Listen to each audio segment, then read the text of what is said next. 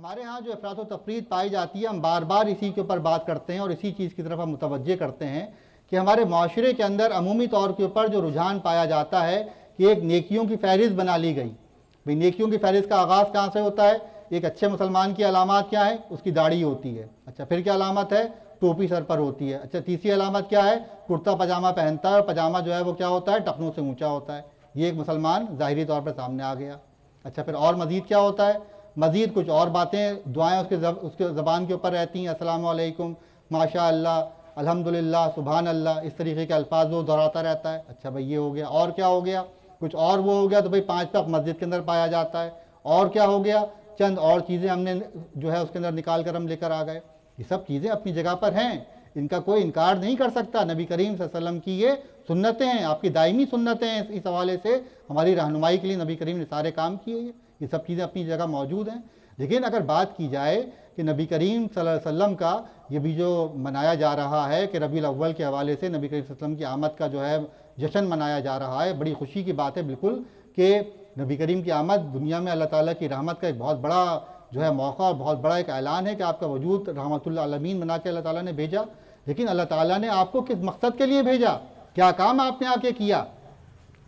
नबी करीम सल्लल्लाहु अलैहि वसल्लम को जो तालीम ये दी गई कि ये सब कुछ बताया गया कि रब की रज़ा की बात जो है किसके अंदर की गई कि भाई माल खुले और छुपे खर्च करना, गुस्से को पी जाना, और इसी के साथ जो बताया गया कि लोगों को माफ़ कर देना, ये सारी बातें बताई गई, और तौबा इस्तग़फ़ार करते चले जाना। ये सारी चीज़ें जो थीं ये तो नबी करीम सल्लल्लाहु अलैहि वसल्लम नबी बनने से पहले भी कर रहे थे। माल खर्च करने की अगर बात थी तो क्या नबी करीम सल्लल्लाहु अलैहि वसल्लम माल खर्च नहीं किया करते थे पहले? नबी करीम सल्लल्लाहु अलैहि वसल्लम माज़अल्लाह क्या लोगों से गलत बयानी किया करते थे? लोगों के ऊपर आप माज़अल्लाह क्या आपके साथ लोगों का रवैया क्या था? आपकी जो बात थी, आपके ऊपर तो आपको सादिक और अमीन कहा जाता था। लोग तो आपके ऊपर वाला और शिफ्ता आपकी नबुव्वत से पहले से थे। इनमें से कौन सी चीज़ ऐसी है कि जिसके बारे में हम ये कहें कि नबी बनने से पहले आप सल्लल्लाहु अलैहि वसल्लम इन कामों को अंजाम नहीं दिया करते थे? किसी हद तक ये कह सकते हैं कि अल्लाह का तसव्वुर आपके सामने उस तरह शायद वाज़ेह ना हो, लेकिन बहरहाल बात ये थी कि आप जिस दर्जे में बुराइयों से बचने वाले और नेकियों का जो भी तसव्वुर था उसका एहतमाम करने वाले थे, तकरीबन सब चीज़ें मौजूद थी। कुछ चीज़ें यकीनन ईमान के बाद जो नबुव्वत आपको अता की गई तो और वाज़ेह के सामने आई, लेकिन अमूमी एतबार से अगर हम ये देखें तो इनमें कौन सी चीज़ों का ऐसा फ़र्क था कि जो नबी करीम सल्लल्लाहु अलैहि वसल्लम माजी में नहीं कर रहे थे और नबी बनने के बाद आप करने लगे? इनमें से कौन सा काम ऐसा था? इनमें से बज़ाहिर तो ऐसा कोई भी काम नहीं है कि जो आप वसल्लम के मिशन का उन्वान करार पाए। आपका मिशन तो बहरहाल ये नहीं था, आपकी सिफ़ात यही थी, आपकी तालीम यही थी, लेकिन आपका मिशन तो ये नहीं था। ये चीज़ें तो वो हैं कि जो मिशन की तैयारी के लिए बड़ी ज़रूरी हैं, कि मिशन पे काम करने के लिए ये असलहा लिए बगैर अगर इस जंग में उतर पड़े तो नाकाम हो जाओगे। तो नबी करीम सल्लल्लाहु अलैहि वसल्लम के पास तो ये असलहा मौजूद था, इसको और अल्लाह ने बेहतर कर दिया। लेकिन जो असल मैदान आपके लिए अल्लाह ने चुना वो तो इकामत दीन का जो मैदान था, वो क्या मैदान था? अल्लाह के दीन को गालिब करना, कुफ्र को मगलूब करना और अल्लाह ताला के दीन को लोगों के सामने करके दुनिया के तख्त के ऊपर उसको गालिब करके दिखा देना। ये असल मिशन था जो आपको अता किया गया कि इजहार दीन हक़ का, हुवल्लज़ी अरसला रसूलहू बिलहुदा व दीनिल हक़्क़ि लियुज़हिरहू अलद्दीनि कुल्लिहि वलाउ करिहल मुश्रिकून वलाउ करिहल काफिरून। ये आपका असल मिशन था। इस मिशन को अंजाम देने में ये सारी सिफात हमारी मुआविन है। आज मिशन को तो भुला दिया।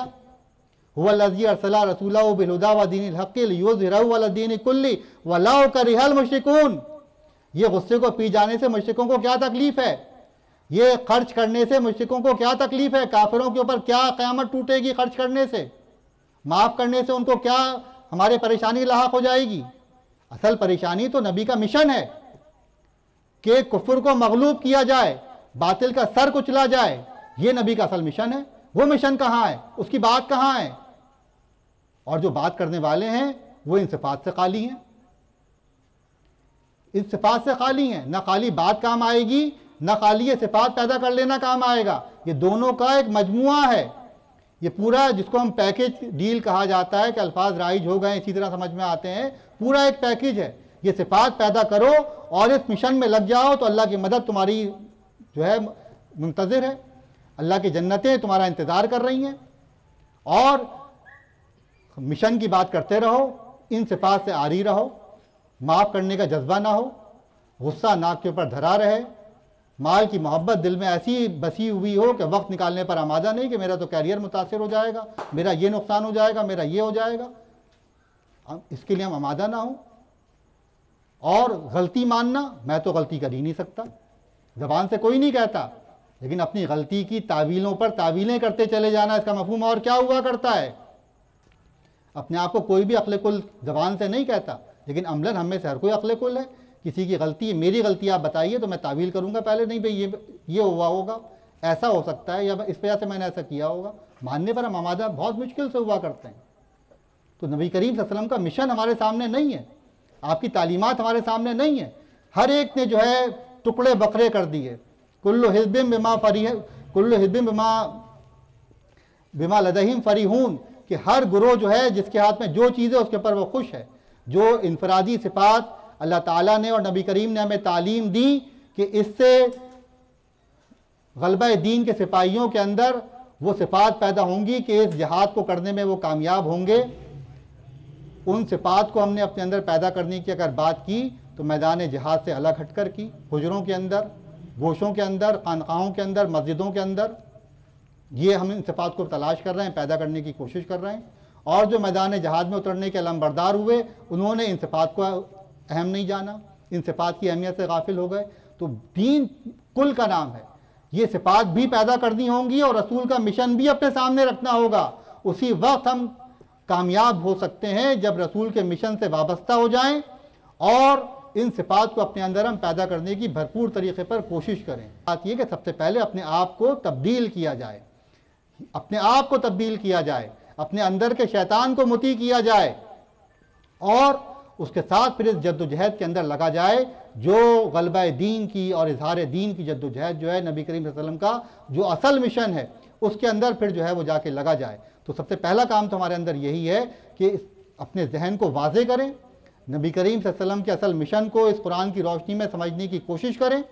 सिर्फ जो है नबी करीम के सरापे के, आपके फ़ज़ाइल के और आपके हुलिये के जो है कसीदे और गुण गाते रहना, यकीनन इन सब का अपना एक मुकाम है। आशिक को महबूब की हर अदा से मोहब्बत है, उसका लिबास, उसका हुलिया, उसका अंदाज, उसकी गुफ्तार, हर चीज़ उसके लिए हुआ करती है। लेकिन सबसे बढ़कर जो चीज़ उसके लिए अहम हुआ करती है वो क्या है? महबूब का हुक्म, महबूब ने कहा क्या है, महबूब चाहता क्या है, ये सबसे अहम हुआ करता है। महबूब के चेहरे को देखकर जो है वो जिंदा रहने की बातें करता है और उस चेहरे से नज़र हटने के नतीजे में मौत की बात करता है, लेकिन महबूब के हुक्म को नज़रअंदाज कर दे, महबूब की ख्वाहिश को जो है ठुकरा दे, उसकी जो बात है उसको नज़रअंदाज कर दे, तो ये कैसा आशिक है? ये तो वही मुनाफिक है, ये तो वही मुनाफिकत की बात है। तो हज़रात गिरामी, यही मुनाफिकत आज हमारे माशरे के अंदर, हमारे अंदर जो है वो आम हो चुकी है। तो हमें अपने अंदर सबसे पहले जो है मोहसिनीन की सिफ़ात को पैदा करना होगा। जब तक इन सिफ़ात को हम पैदा नहीं करेंगे उस वक्त तक हम कामिल मोमिन नहीं हो सकते। ईमान का जो तकाज़ा है हमारे सामने वो क्या आता है? कुरान हमसे क्या कहता है कि तुम के अफ़तुमिनूना बिबादिल किताबी व तकफुरूना बिबाद। सूरह बकरा में अल्लाह ताला ने फरमाया कि तुम किताब के एक हिस्से पर ईमान लाते हो और एक हिस्से का इनकार कर देते हो। बात बातें तुम्हें बड़ी अच्छी लगती हैं, उनके ऊपर तुम बड़े दौड़े दौड़े जाते हो। जब बकरीद का मौका आता है तो कुर्बानी के जानवर ख़रीदने की एक दौड़ लग जाती है, इस्तिताअत हो या ना हो, हर कोई फ़िक्र के अंदर हुआ करता है कि आला से आला एक आलीशान कुर्बानी उसकी पेश हो जाए। लेकिन फजर में उठने का मामला कितने लोगों का हुआ करता है कि नफ्स की कुर्बानी देने का कितने लोगों के अंदर जज्बा हुआ करता है, अपने अजीज़ों के ऊपर खर्च करने का और अपनी राय की कुर्बानी देने का, अपने गुस्से को पी जाने का, ये कुर्बानी देने का जज्बा हमारे अंदर पैदा हो गया। जानवर को तो बड़े शौक़ से कुर्बान किया। अफ़तुमिनूना बिबादिल किताबी व तकफुरूना बिबाद। अपनी ख्वाहिश को, अपने हुक्म को नज़रअंदाज होता देखकर हमारे गुस्से का क्या आलम होता है और रब्बुल आलमीन के अहकामात हमारी आंखों के सामने ठुकराए जाते हैं, नज़रअंदाज किए जाते हैं, उनकी तहक़ीर की जाती है, उससे हमारा तर्ज़ अमल क्या होता है? नबी करीम सल्लल्लाहु अलैहि वसल्लम की तौहीन के हम जो है बड़े चराग़पा हुआ करते हैं, हम बड़े इसके ऊपर मुज़ाहिरे किया करते हैं, हम बड़े इसके ऊपर जो है जुलूस निकालते हैं, बड़ी इसके ऊपर जो है मलामतें किया करते हैं, लेकिन ख़ुद हमारे हाथों जो नबी करीम के फरमान नज़रअंदाज होते हैं, आपकी तालीमात को पसे पुश डाला जाता है, उनको रद्द किया जाता है। उसके ऊपर कभी हमने सोचा भी है कि आपकी तालीम क्या थी और आज हम क्या कर रहे हैं? क्या हमारा माशरा है, क्या हमारी ज़ाती ज़िंदगी है, क्या माशरती ज़िंदगी है? ये सारी चीज़ें क्या हैं? ये वही तवाज़ुन का आज क्या है, हुस्न ज़िंदगी से क्यों निकल गया कि तवाज़ुन ख़त्म हो गया। तवाज़ुन हमने ख़त्म कर दिया कि जो चीज़ जिस मक़दार में दरकार थी वो आज मौजूद नहीं है। हर शोबे में हमें क्या नज़र आ रहा है? इंतहा पसंदी नज़र आ रही है कि किसी ने एक चीज़ को पकड़ा तो उसी के अंदर आगे निकल गया। जो इश्क़ रसूल के दावेदार हुए तो इश्क़ रसूल के अंदर इताअत रसूल को फरामोश करके आशिक बनकर उन्होंने सिर्फ अपने आप को जो है वो नातों की हद तक, चरागा की हद तक और रसूमात की हद तक रख दिया। और इसी तरीके से जो मुजाहिदीन थे उन्होंने अपने साथ क्या किया।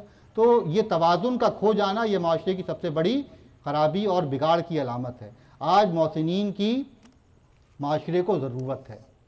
और सबसे बड़ी बात जो है वो क्या है कि मुझे ज़रूरत है कि मैं मोहसिन बनूँ, मैं मोहसिन बनूँ। मेरी रातों की नींदें, मेरे दिल का चैन, ये सारे कहाँ गायब हो गए? इसीलिए गायब हो गए कि ज़िंदगी में तवाज़ुन मेरी नहीं है। तवाज़ुन लेकर आऊँगा तो ये खोया हुआ चैन, सुकून और इत्मीनान ये भी इंशाअल्लाह ताला साथ आएगा।